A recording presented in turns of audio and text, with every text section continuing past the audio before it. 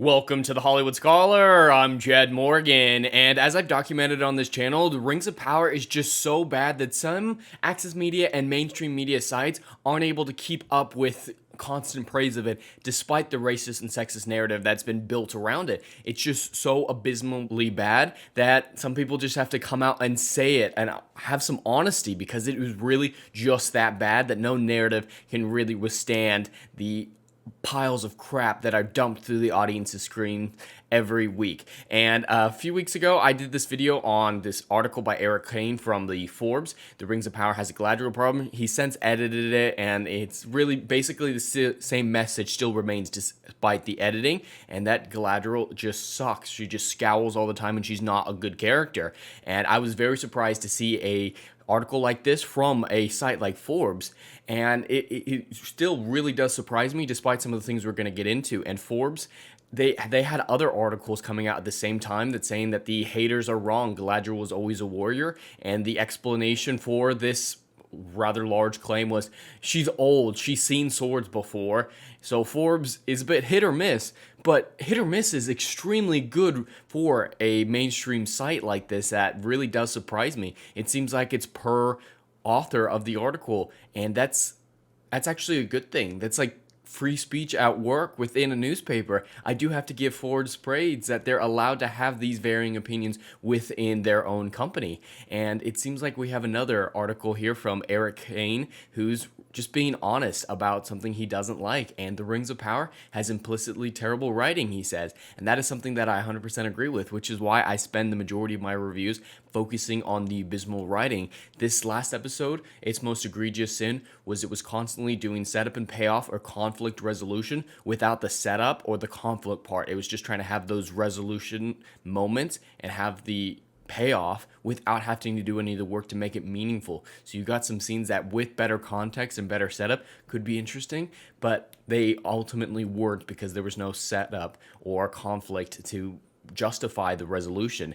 And so yeah, terrible writing is abundant within this series, and I'd be really interested to see what he has to say on these terrible writing. So this is Eric Kane. I've come to a sad realization. The creators of Amazon's The Rings of Power know how to create spectacle, but they don't know how to tell a good story. And that's what so many of us here on YouTube and so many other places have been saying, and we've been called racist for it. So I hope Eric is prepared for the tirade of hate he's going to get, because the mainstream and access media sites have made this narrative that if you criticize the show at all, you're obviously racist. But it doesn't matter if we're talking about the writing, we still get those same criticisms. So I hope he's prepared after saying something as, brave as that. Unfortunately, Rings of Power is so poorly written, it defies even my worst fears. And that's the same mentality that I have. I thought it would be about a generic, maybe a 4 or 5 out of 10 fantasy show when it was first coming out. But after those first 2 episodes, it really destroyed my expectations for it, diving it down in the dumps to a 2 out of 10 if I'm being very generous.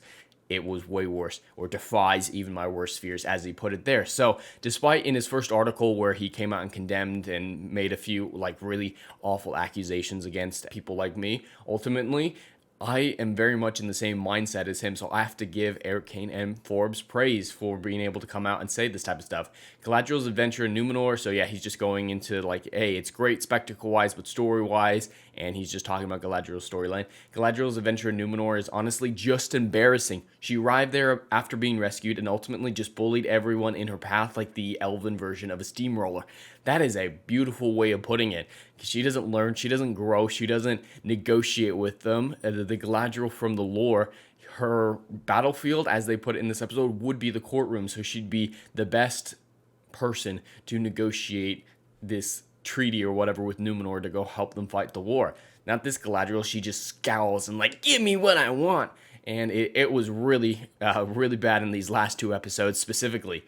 Instead of actual character drama, the creators of Rings of Power simply make everyone bicker and argue with one another all the time. All anyone seems to do is argue, and that's just cheap way to create character drama. The CW is professional at it. Is just have people argue, and then the audience won't realize that it's ultimately meaningless, and it's wrapped up so quickly that they can't even process what actually just happened. And it's a very lazy way of going about characters, because it doesn't ultimately benefit them or the story whatsoever. The people Galadriel wants to save are evil and stupid, and some of them seem ready to throw in with Sauron at the drop of a pin. Yes, None of these people are good. That's why me and the other people from the Mordor country are Team Sauron, because none of these people have demonstrated that they're any better than him. I mean, they care more about the orcs, they care more about their dead comrades than the Harfoots, who leave people behind all the time and then laugh when they hear about how they died. Orcs are better people than Harfoots, proved in this last episode. But for some reason, we're supposedly supposed to care about Galadriel's quest to go fight and save them from the enemy. Yes, you're supposed to have people you care about so that quests like this matter. If you're going to save the world, you got to make it a world that people care about enough to save. And that ultimately hasn't happened within this show as of yet. And he goes on a little bit more about comparing it to Kenobi specifically. Nothing is earned in the Rings of Power, neither with emotional nor the epic. And yeah, that's kind of what I was going into, setup and payoff. If you just pay off, it's not earned. If it's conflict resolution without the conflict, it's not earned resolution. And so it ultimately comes across as empty and vapid and not something that the audience is worth investing in. They were not willing to invest in that. Things just happen because the writers want those things to happen, and that's a Rondir story. He just described a Rondir story because it was pointless and not driven by anything that made any logical sense. Some things happen and then something else happens. There are no real consequences, no real hard spots to get out of a string of events unfolding, frictionless and boring. He is really hitting the nail so hard on the head right now. It's really impressive to see, again, something like this coming out of a mainstream website like this, and I'm very, very impressed with it. And, you know, it's great to see the evolution that he's gone through from the initial article that I covered last week about the Galadriel problem to finally admitting that the entire show sucks. This is bad writing, pure and simple. Bad characterization, choppy dialogue, characters who don't make sense and clearly dislike one another as much as we dislike them. Everything feels forced and contrived, especially in the Galadriel storyline. Yes, Galadriel storyline is by far the worst part of the series at this point. But yeah, the characters, they argue all the time, just like you mentioned. They just scowl and just yell at each other, "There is a tempest in me." And it is bad writing, pure and simple. And it's so great to see something like this from him. And he finishes it up with the mentality that I have, that I'm telling those people who are in my audience. There's no need to sit through the slog, though I will keep watching it so I can keep reviewing. That's where I'm at right now. You don't need to keep watching it. It's a slog. I don't recommend anyone watch this show because it is abysmally terrible, but I will continue watching it because I'm reviewing it. Otherwise, I would have dipped out a long time ago because it is a slog of utter nonsense. And it seems like Eric Kane is not the only person at Forbes who is having an anti-Rings of Power thoughts, because there's this other article here from Forbes from Danny Placido, I apologize if I pronounce that incorrectly, who's saying that Rings of Power is just a potent reminder about how great the Peter Jackson movies are. And he just goes into comparison, like, we're already through the length of Fellowship of the Ring by this point in the series, the same runtime, and nothing has happened yet, but Fellowship of the Ring so very much happened in those initial 3.5 hours. And it's just great to see people like him saying stuff like this as well. Praise to Danny as well. And the audience is really going back to the movies and the books because of how bad Rings of Power is. And that is the only really implicitly good thing to come out of this. The silver lining in a cloud of crap is that people are going to the real material, the source material, to the great stories that are there that they're not unfamiliar with. And so that is something that I have to be grateful for, if nothing else, coming out of this. But other sites like Forbes aren't going to be as nuanced and balanced in their approach, allowing their writers to have individual opinions on the subject, because this place, the New Yorker, is just, the Rings of Power is true to Tolkien's myth-making spirit. That's a pretty bold claim, considering everyone who's ever read Tolkien and isn't a shill disagrees with that statement. And his argument, he doesn't have one. He just recites what happens in the show. That's great journalism. It's like, ooh, it's true, and I'm just going to tell you what it is. It's not argumentative journalism done in any sort of cohesive manner. He's not trying to make a point. And yeah, it's just they keep the author's romantic ideas from history. No, it doesn't. And you don't believe that either, because you don't make that case in your article, Joe.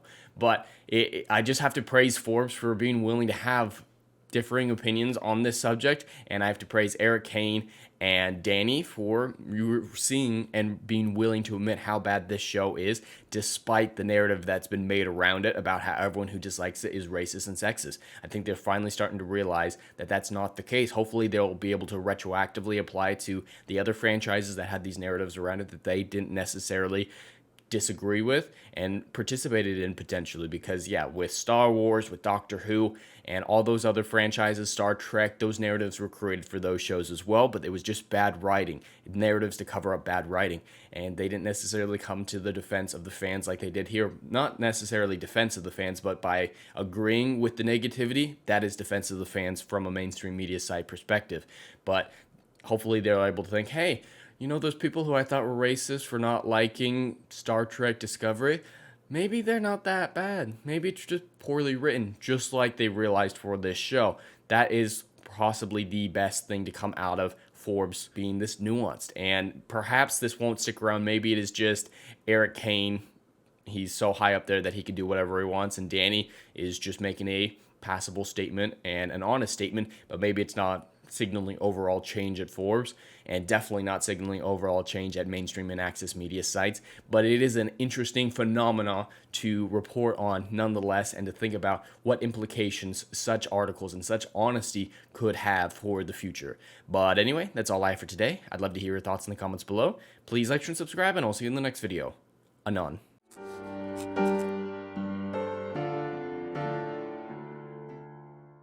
If you like what I do here and want to see good, compelling stories that Hollywood will no longer give you, check out my book series, Odyssey of a Phoenix, a mythological epic about philosophy, morality, and modern-day mental illness issues. Books 1, Down in Flames, and Book 2, Apocalypse Then, currently on sale. Book 3, Kill the Dark, coming soon.